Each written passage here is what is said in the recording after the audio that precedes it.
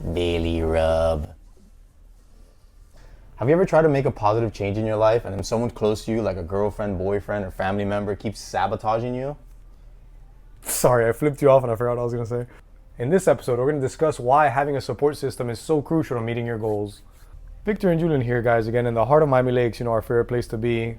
And today we have some stories to share with you regarding the same situation. Didn't you have a specific one that you wanted to talk about? I do, yes. We have a member that's been training with us for a year, and she's seen phenomenal results. Yes. But she recently shared something that she hadn't told me, which was really interesting, and it sparked the whole idea for this podcast.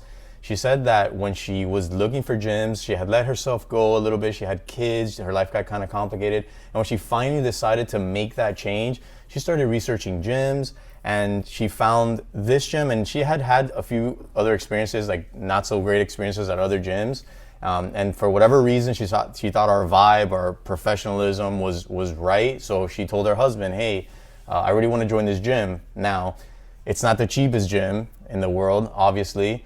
It's not like going to, your $10 a month gym, but she knew that she needed something more, a little bit more accountability, because she was honest with herself. Like, I need somebody to push me, to guide me. And here's where the whole point of the story begins. When she told her husband was very encouraging. Now, little background on him, he's a runner, he works out, he's fit, he understands the lifestyle, right? But at the same time, he never pressured her to do it, because this is something that you need to decide to do for yourself, right? But the point is, once she told him, this is what I want to do and it's very important to me, he encouraged her. And as a matter of fact, she said, Monday came around, she's like, I'm going to call them on Monday. So then Monday around midday, he texts her, hey, did you call that gym? And then she was like, okay, let me call. Again, it's him. Yeah. Now that you told me, I'm going to help you. I'm going to help you, and I'm going to support you, and I'm going to keep you accountable, because you told me you wanted to do this, but I know that you still might, you know how people are. You're looking for a gym, you want to make a change, I'll do it next week, or not this week is a little complicated. You also don't want to feel like your significant other is calling you fat. That's why it makes it even better, the fact that he never pressured her at all until she was the one that said, I need to make a change. Exactly. And that makes all the difference in the world. It's not like I'm pressuring you constantly. Yeah, hey, you need to join a gym. You let yourself go. As a matter of fact, when she mentioned the price and that it was a little bit more on the pricier side, he said, no price is too expensive for your health. What a guy. Yeah, I mean, it's definitely the right mindset, it's the right mentality to for have. sure. So this story is the perfect example of a supportive partner who encouraged his wife to do something positive, to make a positive change, and now she's much happier because of it. Now, that's best case scenario, I feel, and every time we hear that makes me happy, and then I'm like, damn, what a good situation you find yourself in, what a good relationship to be in. But that sadly, it's not always the case, and I've seen the complete opposite. I have a few horror stories of people sabotaging their partner, or their partner's trying to make a change. Their significant other's getting on pastelitos. If you don't know what pastelitos are, the delicious pastries. Link in the description. Yeah, I'm gonna link. You can get 10% off link a with bakery. our code. Use the BFIT code, and you're gonna get free pastelitos for life. I used to train a lady who was trying to make a change, and her husband was in shape and she wasn't. And I guess he liked that dynamic, because after she would work out, she would get home and he'd have platters of food for, not exaggerating, platters of food for her. And she struggled with self-control, so he knew that that was going to be a slippery slope for her. This house is only big enough for one fit person.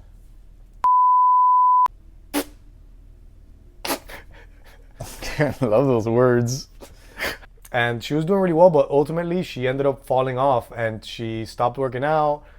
God knows what she's up to now. I'm sure she's back to their old lifestyle habits, because that's what people do when they get comfortable, sadly. But yeah, it's a shame when you have to see things like that. Instead of people supporting each other, especially somebody who's supposed to care about you, sabotaging something as important as your health. And it's sadly too common. That seems to be the more common circumstance. And it's not even, I would say, most of the time, it's not even something personal, they want you to fail, but it's more a reflection of themselves. I don't want to make a change. Yeah. So the fact that you're making a change, it's it hits my ego. It affects me, and I'm gonna lash out in the way of trying to sabotage you. Yeah, and sometimes it's not that overt, hey, I'm trying to fatten you up. Sometimes it's man, let's just have a pizza. We're both gonna do it. It's not like I'm sabotaging you. We're both gonna do it. It's the easier, more comfortable one. It's we have this nice little routine of we watch Netflix and eat pizza every Friday. And now you're telling me that you want to eat a salad? No, I don't vibe with that. Eat this pizza. And this is a particular It's true though. How's your like? Okay.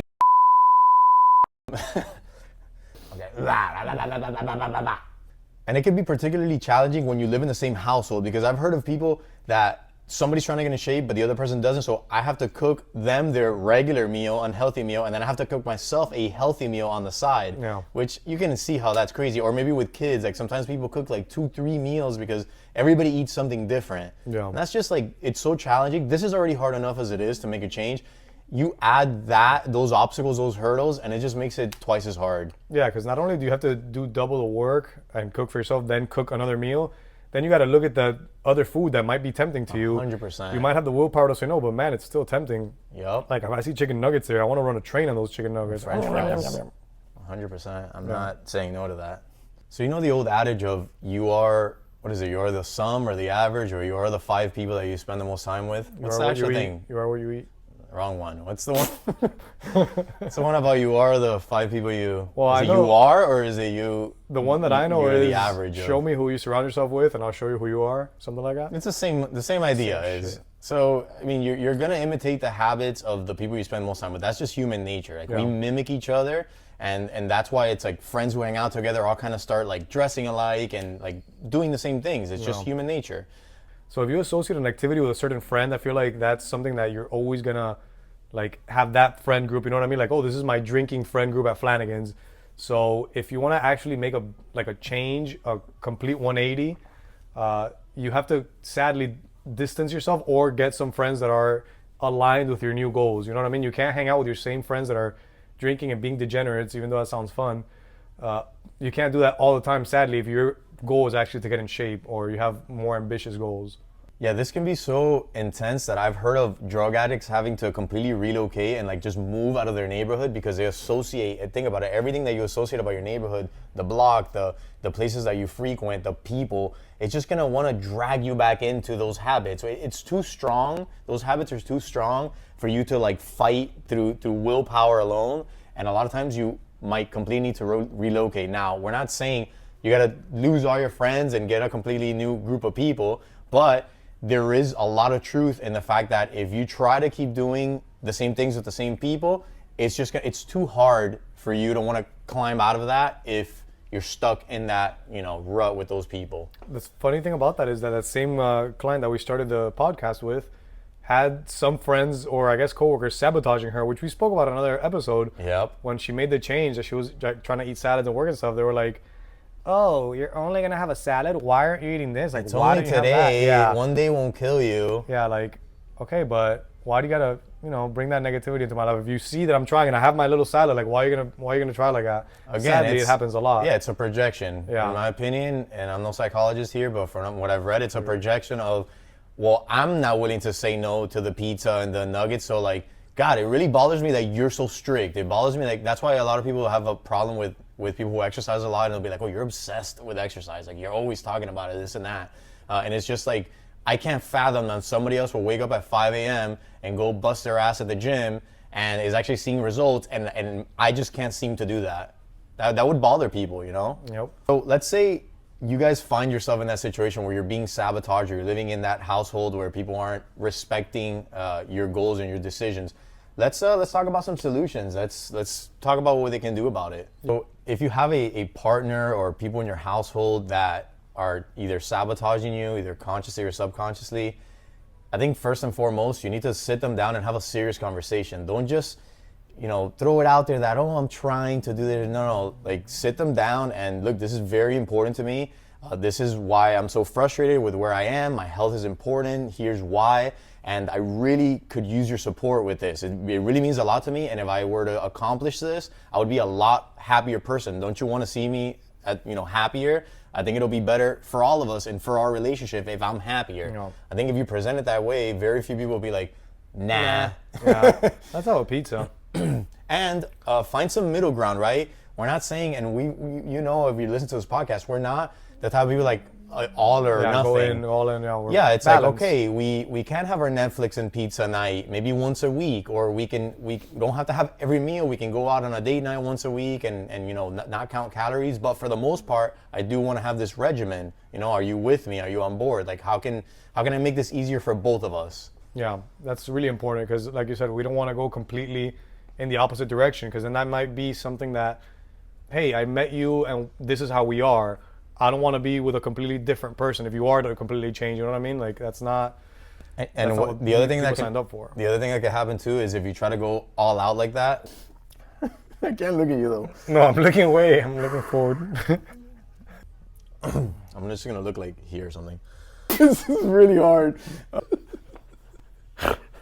So I'm watching this show and these two overweight people meet at like a Overeaters Anonymous type of group, and then they start a relationship, and then she's very committed and she tells him, hey, like if we're gonna make this work, we can't be eating fast food and all that stuff. And he's like, yeah, no problem. But secretly he's like going to eating junk food and eating fast food, but he's hiding it from her. And then she finally finds out, oh no, I think it's the other way around. He's whatever, it doesn't matter. The point of the story is that sometimes that happens. The husband or the wife or whoever is like, yeah, I'm on board. And then they're like, you know, they don't want to go that strict. They're not ready to be that strict. And then they're kind of either sabotaging themselves or, you know, sabotaging, still keeping stuff in the house, sweets, junk food, and that kind of stuff.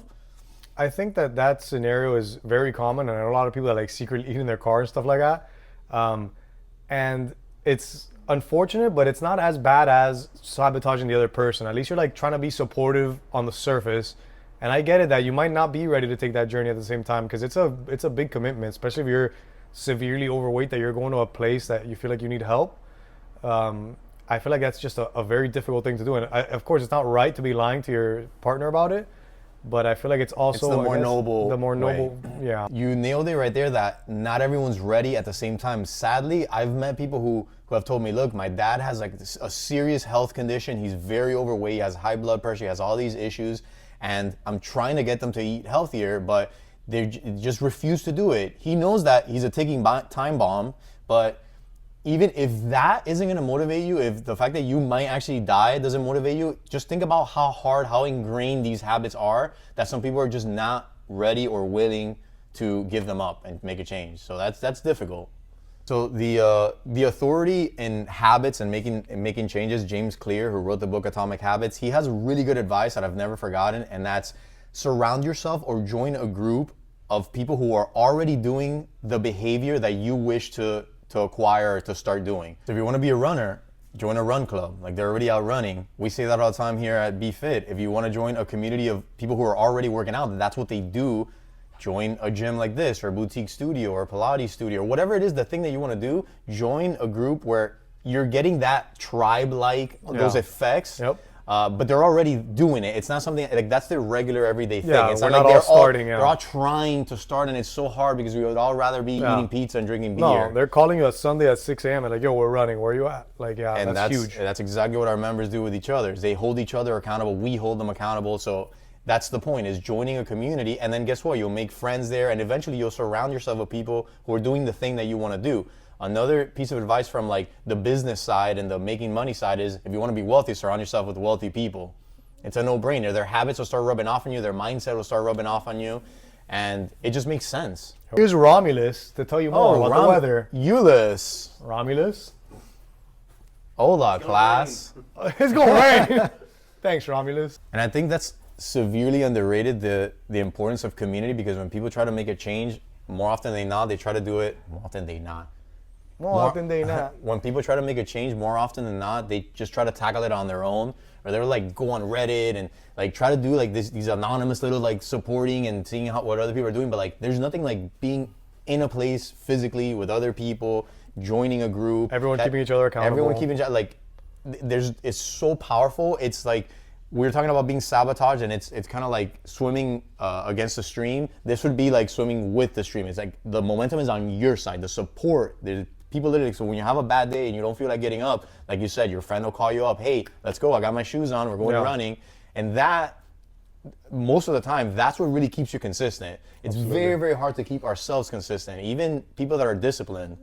Yeah, everybody has their rough patches. Everybody has a day that they wake up where they didn't sleep well, they're tired. Like those are the days that you need somebody like on your side or on your bench telling you, hey, let's go, I'm ready to go, where you at? Like that's huge. Even if it's something that you might not want to do at the moment, you will thank them later. Like that's For sure. usually what we see. And I know here. what some people are thinking, like they're thinking about like their friend group or the people they know, and like, well, what if I don't know anybody like that? Like I don't have an accountability group. Jimmy's a real piece of shit. Oh yeah, I hate Jimmy.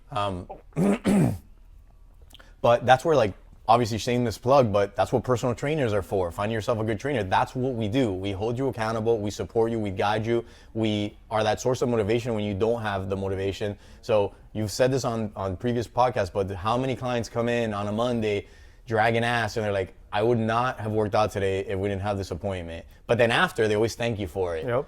Or they'll tell you like, I was this close to canceling, but I felt bad. I'm like, yeah, you better feel bad. And you know damn well that if they didn't have you, those people, they just wouldn't have worked out. And then they would have fallen off the wagon. Then before you know it, 3, 4, 6 months. And then now it's way harder to start again. Yeah, because one missed day leads to 2, leads to 4. And then before you know it, you're not working out again. Yeah. So the big takeaways is find the community that's already doing the thing that you want to be doing. Have accountability in some form or another. That could be a supportive spouse or a family member or a personal trainer or a friend or somebody like that. Is there any other ones? That's 2. A wizard? I didn't mean supporters.